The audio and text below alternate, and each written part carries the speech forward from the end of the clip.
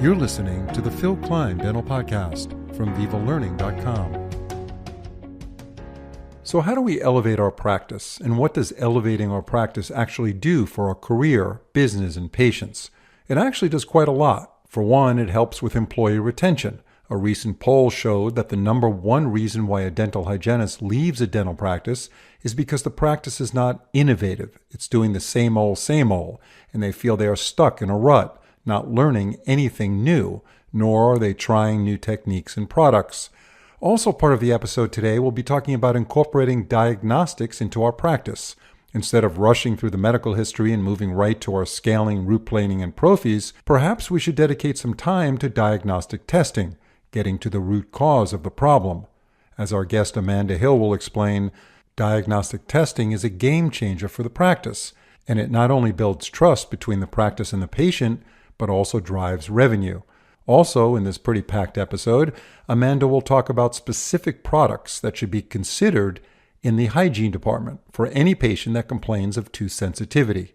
And this is related to recession, exposed root surfaces, etc. So without further ado, let's introduce our guest, Amanda Hill. Amanda is a registered dental hygienist for over 25 years. She is an enthusiastic speaker, innovative consultant, and an award-winning author. She's also a regular contributor on VivaLearning.com. Amanda, it's a pleasure to have you on the show. Phil, thank you so much for having me. I'm excited to be back. Yeah, the last time we talked to you was in 2022. It's hard to believe 2 years have passed. Time is definitely moving forward pretty quickly, and you've done a lot of webinars in between then, and I even see now that you have a couple scheduled, so our audience could look you up, Hill, Hill, in the search tool at VivaLearning.com, Amanda Hill, and you can find out a lot about the mouth-body connection, which is such an important issue today. Amanda does such a good job of articulating that important point, how we're connected. The mouth is actually connected to the rest of the body. It's a big surprise, isn't it? Yeah, surprise. I mean, we all knew that for many, many years and many decades of practicing dentistry, but it's just something that was kind of siloed for whatever reason, and practitioners, clinicians are starting to communicate that to their patients, that, listen, there's real literature on this. And I know in one of your webinars, you talked about your father who always sends you headlines on the mouth-body connection, which is, he's keeping his daughter up to date so you don't miss anything when you talk about it on the podcast. He is. I know what AARP is sending to their people and all sorts of random. Yeah, I know. Yeah, be careful the AARP stuff. I'm not a member, but I'm in that age group. Okay. So let's talk about what we're going to talk about today.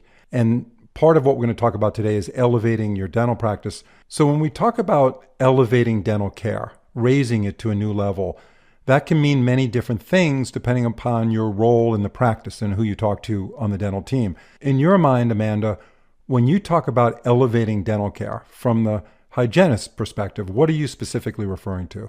Well, Phil, it really brings in a little bit about what you talked about, that mouth-body connection, and being far more preventative than being as reactive as we have been. Traditionally, medicine and dentistry alike have been in more that reactionary state where we, oh, there's a cavity, let's fix it. And really taking dentistry to a whole different level. And I call it Dentistry 3.0, which I stole from Peter Attia in the book Outlive, where he talked about medicine 3.0, but taking dentistry to that 3.0 level where we are far more preventative. We're looking out for oh my goodness, you have some low pH that could put you at risk for decay. Let's look at some things that will bring up your pH.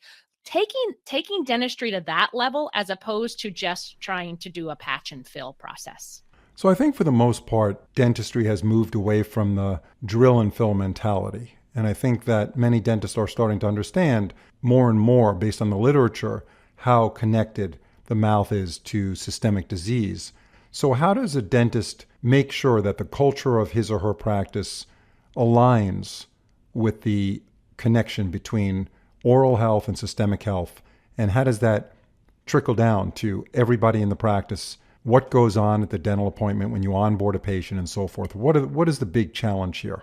The first thing that a practice has to do, particularly an owner, is you have to let go of the scarcity mindset that, oh my gosh, if we move to prevention, we're going to lose money. And the truth is, you aren't going to lose money. There's enough practices out there that are successfully implementing this that can show you, indeed, they aren't losing money. In fact, they're doing much better. But one interesting thing that that I have noticed in particularly right now. I mean, if you asked a dentist what their big issue is right now in dentistry, you're going to hear hiring, right? Hiring and retention. It's huge, right? We can't find hygienists, we can't find assistants. And fascinatingly, RDH Magazine and Dental Post every year do this salary survey, and they survey thousands of clinicians, and the one thing that ended up in every single clinician, every single role, every single person's list of a reason why they were seeking to leave a practice was they're looking to learn and grow and have new challenges. And I think by changing the model, just this is what we do, this is how we've done it, this is what we're always going to do, you actually are growing your team, and you actually might be more successful with team retention by giving this option to try new things and explore new things and see how these things work and see the benefit to your patients. And when you know that you're caring for patients, when you know, like in your heart, like you see every day that thing that you did for Mrs. Jones and what a difference it's made in her life, it really resonates with that. I can get up every morning and go to work. You know what I mean? Yeah, well, so there's no question about it. Everybody wants to make a good salary. They want to pay their bills. But, the difference between one salary and another salary at another office, however incremental it may be, it's not going to take you to a level of happiness if you're not happy at the current practice you're in. So what you're saying makes total sense. We need to know that we have impact on our patient population. We're actually doing something for them rather than just doing routine procedures over and over again. So when you talk about prevention, you're saying that's the key thing, the foundation of the mouth-body connection is prevention. It's not even prevention. Maybe prevention isn't exactly the right word. I think it's root. I think it's getting to the root of what the issue is. The root cause. The root cause. Yeah, root cause. What is causing that low pH? What is causing that dry mouth? What is causing that? And instead of just continually trying to throw these Band-Aids at things, and when we're really getting to the root, I really think that's when we're making the big difference. So give us an example of how a dentist or hygienist would engage with the patient in the operatory when they're looking to pursue a practice culture where it emphasizes the mouth-body connection and getting to the root cause. I think the biggest thing to remember, particularly when we're sitting down with our patients, is to remember that there are two experts in the room. You are the expert on dentistry, and they are the expert on them. And if you can discover what's going on in their mouth with them, this process of co-discovery. And I like to use things like, I always like to make sure I'm using disclosing solution with my patients so they can see the plaque in their mouth. But I use intraoral cameras like you mentioned and things like that. But a lot of it comes down, I think, to building trust with patients. So many, I don't even know the stats off the top of my head about how many people are afraid of us, but we know how many people walk in and say, I hate being here, right? And so establishing that trust. And one of the big things that I find with a lot of patients is, they all have sensitive teeth.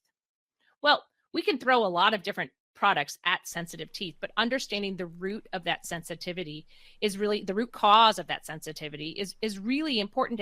And when you can help get people out of pain, people's ears open up. People can now listen to you. And then you've solved one issue, and now you can move forward with whatever else is going on. And so that's one of the ways that I really love, like products like Voco. Like they have numerous solutions for hypersensitivity. And whether that's the light cured product like Admira Protect, which does a great job. Oh my gosh, you can do that right before you're instrumenting, and patients will just be so happy. Or you can do things like their Pro Fluoride varnishes. Those are great for desensitizers. Even their Pro Fluoride L is great if you're whitening, and they're sensitive to that. And then lastly, there's take-home products that they have like Remin Pro that you can send them home with for helping with desensitizing. I really think helping get patients out of pain is the first step to building that trust, to getting them to open their ears and understanding and owning their disease or owning their condition, because then they're less worried about, oh my gosh, she's going to poke me. Oh, they're going to hurt me. And it's more like, okay, wait, oh my gosh, they're listening to me. They understood that tooth was, that tooth that I was like, please don't touch that tooth. And I'm like, listen, I have to touch that tooth, but I have something I can use on that tooth so that we can properly diagnose that tooth. So all of us, to some extent, are creatures of habit. We all have our comfort zone from which we are somewhat resistant and reluctant to drift out of. So you mentioned some products that are out there, and let's just say they were new products and many offices did not use them, but they offered some significant benefits. What's your secret sauce to get team members to buy into using these new products that perhaps will necessitate them to change their techniques and workflow? And as I mentioned, a lot of people don't like moving out of their comfort zone. I think, Phil, I think the secret sauce is to get the entire team to try these products. Any product, like you hear about a product and it's, and you're like, all right, well, heck, oh my goodness, I have that spot every time I see the hygienist. I'm the front desk person, and I have that spot that when the instrument goes by that is sensitive. Let's try that Admira Protect. Can you try that on me? And let's see how that works. And it's amazing. It's pretty easy to get samples from companies. I mean, seriously, it's not hard, or whoever your rep is, you can ask them, and have an office meeting where you figure out like, okay, guys, today we're going to talk about desensitizers, and let's bring some in and let's try them, or even something as simple as fluoride varnishes. Like, have you ever taken the fluoride varnish in your office and put it on your own teeth and figured out how does it feel? How does it taste? The other day I had a ton of samples lying around and I did a different brand of fluoride on each quadrant just to kind of feel what the residue was like. What does it taste like?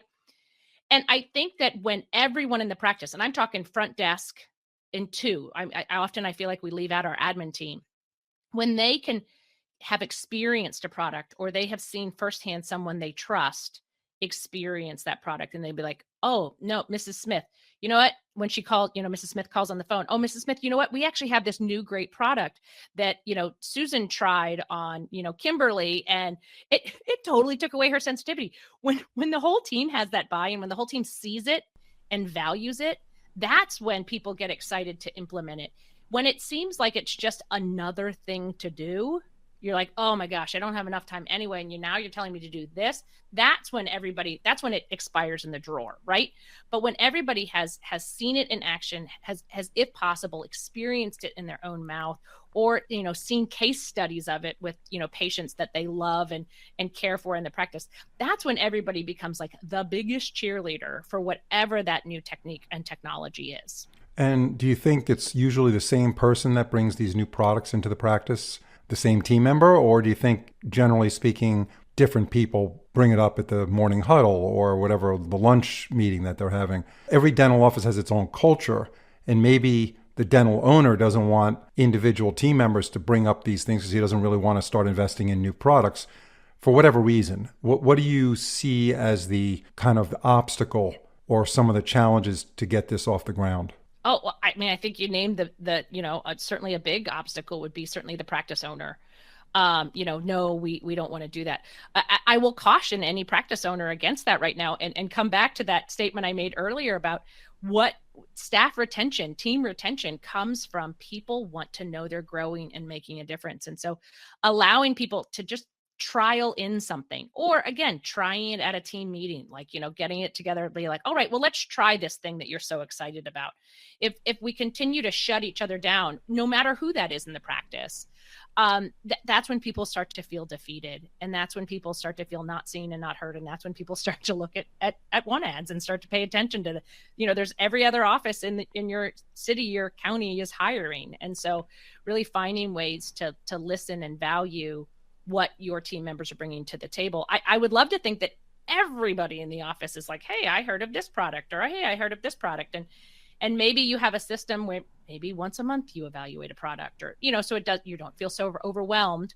But giving people the opportunity to grow and be curious. And I think when we sit in that state of curiosity, that's when we continue to want to show up for work and want to make that difference and know that we truly are indeed having a powerful impact. Yeah, no, for sure. And I think the once a month idea is something that would work really well, because you certainly don't want to have 4 new products every single day be brought into a morning huddle, because then you can't focus on any. But, create a Google Doc, have everybody share that document, list the product, write the benefits on it, what it does, some links to some literature. And then when you have the meeting, everybody's kind of got a little bit of background on what you're trying to propose to the office.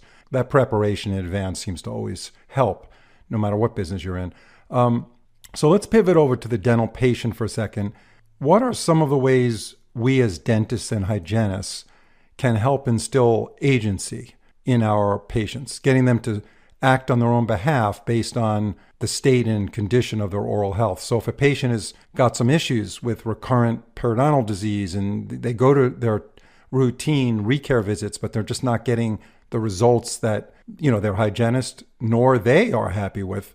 And, you got to figure out what the problem is. Like, is this genetic, or is my home care non-compliant? What am I doing wrong? So there's got to be a conversation between the healthcare provider and the patient so that they start to work on their own behalf. They become their own dental health advocate and the person that actually follows through with the instructions they're getting from the hygiene bay. Tell us about that. I think that the first step is to slow down in the medical history. And as a hygienist, I know that I am quickly trying to whiz past the medical history so that I can get on to the hygiene appointment so that I can get to the next hygiene appointment, right? But often I think we go so quickly past that medical history that we miss a lot of these red flags that exist that are directly connected. We know now, science is showing us directly connected to their oral health. And if we can start connecting those dots for them and letting patients know, Mr. Smith, I noticed that, you're really struggling with your diabetes. And I want to tell you, I'm seeing a lot of bleeding gums. There's a lot when I go through and I'm doing this probing, there's a lot of bleeding that's happening. Those are completely bidirectional. Those are completely connected. And until we get this gum disease under control, until we can figure this out, you are going to continue to struggle with your diabetes. And so let's step forward to really see what we can do to help set you up for success, or something even like decay. We could see that they're having, just every time they come back, it's another cavity. And so we can start to look at perhaps using things like really inexpensive things like pH paper to show them how low the pH is in their mouth. They see that. It's like they understand their cholesterol, right? So they see that paper. It's proof. It's not just me saying things. It's them seeing things. And then we can send them home. We can make sure they get that fluoride treatment, even though their insurance might not cover it.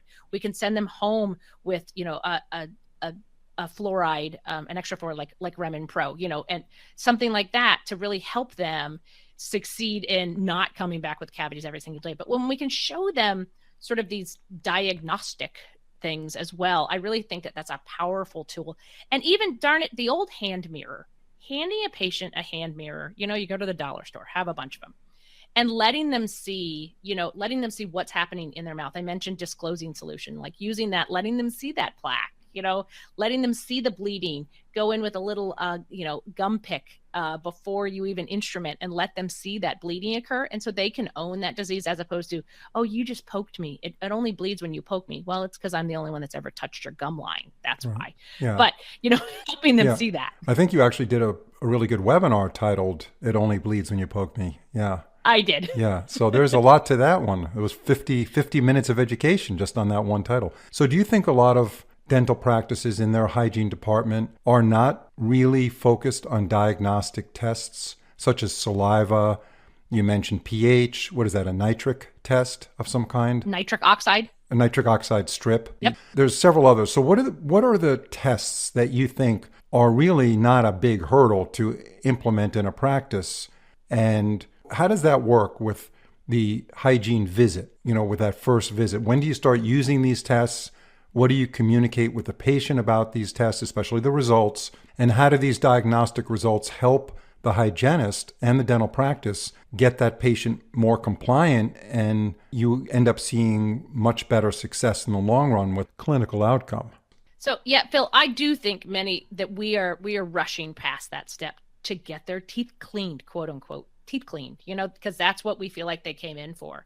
And I think we're selling dentistry short that way. And so simple things, like I said, pH is easy. You buy a strip on Amazon. It is easy and simple to read. It's easy to understand. You can even have a patient do a little pH test and then hand them a piece of xylitol gum, have them chew the gum, and then have them do the pH test again. And they can be like, oh, wait, look, wow, that was amazing. Woo. I mean, what a super score. That nitric oxide, super fascinating, particularly for our patients that have elevated uncontrolled blood pressure. That makes a big difference. Doing those airway evaluations. And then once we get into things like airway evaluations, salivary diagnostics, it is another hurdle, because I have seen lots of these salivary diagnostics, and I got to tell you, Phil, I don't always know what to do with the results.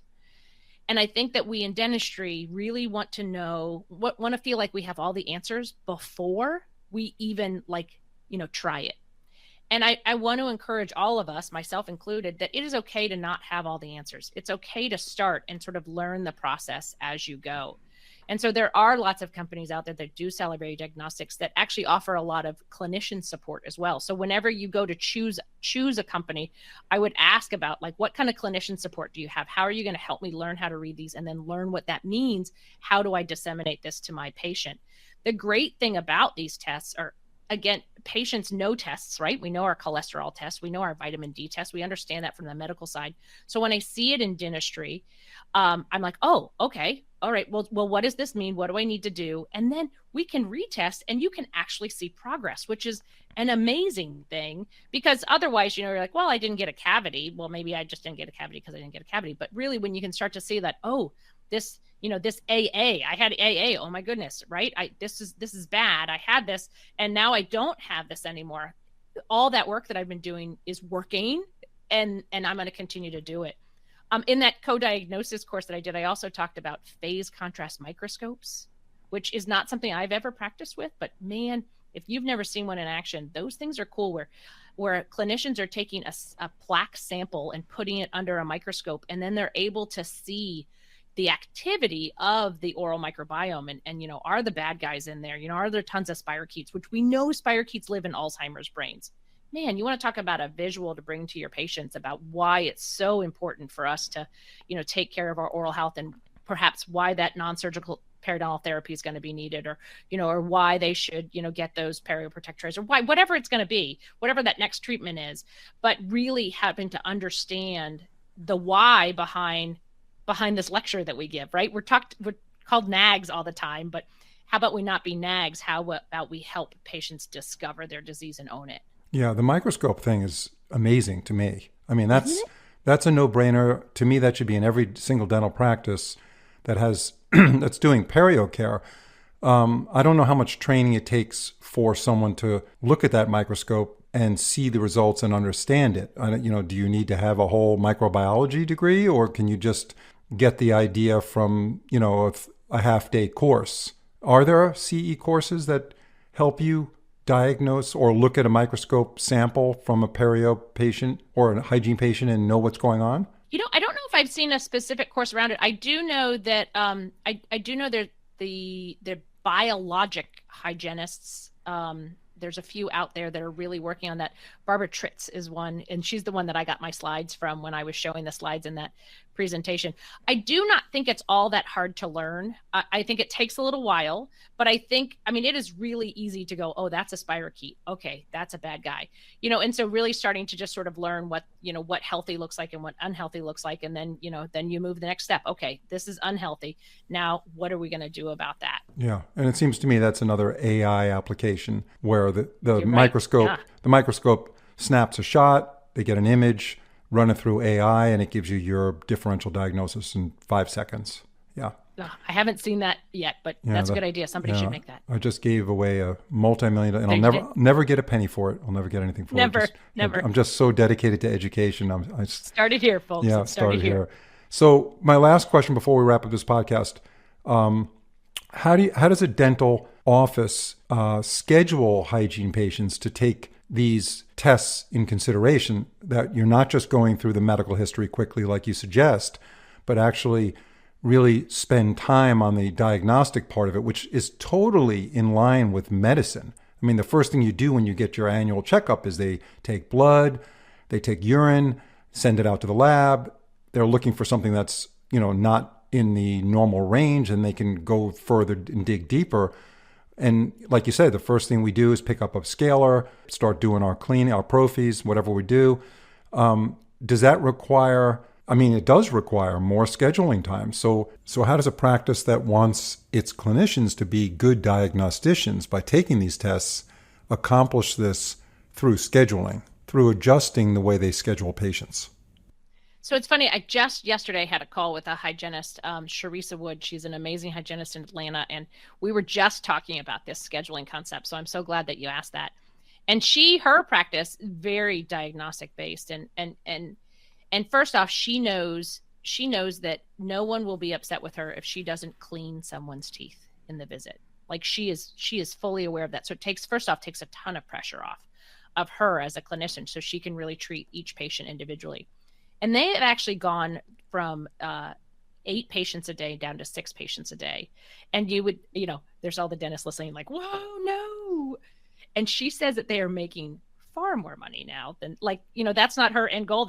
But man, it's nothing. It's like, so why are they making more money? Because they're having more patients follow through with treatment, and they're doing additional treatments. They're doing things like salivary diagnostics regularly. Patients are taking home products regularly, which they're selling in the practice. Patients are doing the perio protect trays, or they're following through with that scaling and root planer or laser therapies or different therapies that oftentimes, I will admit to you, Phil, as a busy clinician, as an on the hour clinician, I had a laser and I knew there were times that laser would be beneficial, but darn it all, I didn't have time to discuss it. And I certainly didn't have time to do it because there was no wiggle in my, that me asking a patient to come back would be very frowned upon. So it really is a big shift. And some of it might involve having a hygiene assistant, to where perhaps, maybe patients come in, before my last physical, I had to go in a week early, right? Do my blood draw, like you said, so that way all that data was there for me when I showed up at my visit. Maybe patients come in early and they do that salivary diagnostic test together. That can be done with a dental assistant. Like that, things like that don't necessarily have to happen in the hygiene chair or in the dentist chair. And so I think there's some really creative ways to be able to shift that, but it does take a shift in mindset, which is hard. Yeah, and I think the whole point of me doing this podcast show and also working with our Viva Learning team on the webinars and getting great KOLs like yourself is to open the minds of our audience and say, hey, a dental hygiene bay does not mean that you're picking up hand instruments and scalers and root plane, whatever instruments they use these days, ultrasonics and piezo. That's not all we do here. Right. And starting off with, like you said, is a great idea, is to have a separate visit just for diagnostic testing. They do it in medicine all the time. So we just have to realize that we are physicians of the mouth and everything is connected. And the literature is supporting that, 100%. And like you said, down from 8 to 6 patients, the office is making more money, because if I was a patient and I was tested with even simple tests, I don't know how sophisticated these tests are, but even simple tests like that nitric oxide strip and the salivary tests and even disclosing solution, whatever, I would be much more prone to listening and agreeing with future treatment work from that practice, because it's based on tests that were done on me, not just open your mouth, let me take a look. I think you could use, then it sounds salesy. It sounds like the office is trying to sell me something and make money on it. We all know it's a business, but when I get tests, definitive results on tests, I'm much more likely to say, yeah, we need to do this. That's what if that's what it shows, I want the best for myself. And if that's what the test shows, let's go. Let's move forward.